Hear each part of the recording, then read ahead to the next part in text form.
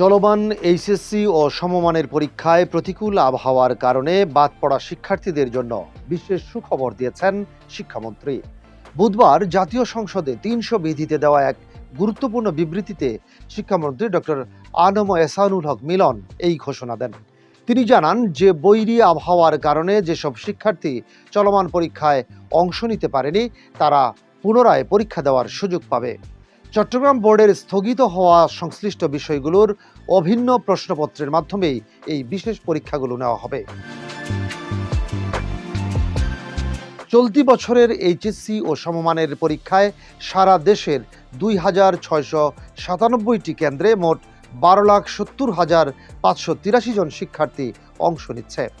সম্প্রতি ভারী বর্ষণ ও বৈরী আবহাওয়ার কারণে চট্টগ্রাম শিক্ষা বোর্ডের অধীনস্থ ৫টি জেলার পরীক্ষা সাময়িকভাবে স্থগিত করা হয়েছিল।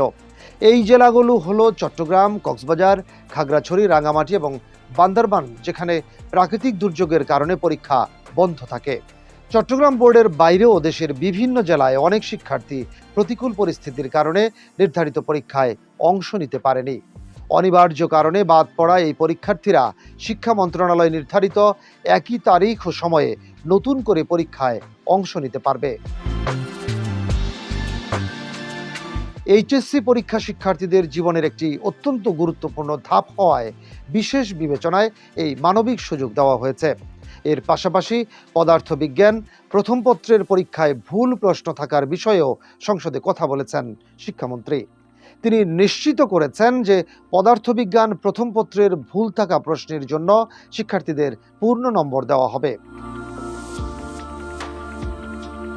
বিশেষ করে উক্ত প্রশ্নপত্রের ৬ ও ৭ নম্বর প্রশ্নে যে ভুল ত্রুটি ছিল তার বিপরীতে সবাই পুরো নম্বর পেয়ে যাবে।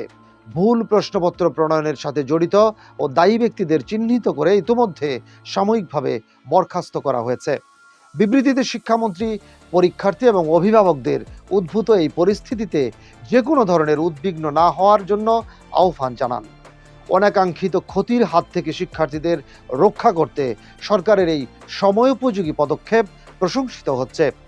নতুন সূচি অনুযায়ী ক্ষতিগ্রস্ত শিক্ষার্থীরা যাতে ভালোভাবে প্রস্তুতি নিয়ে পরীক্ষায় বসতে পারে সেই নির্দেশ দেওয়া হয়েছে।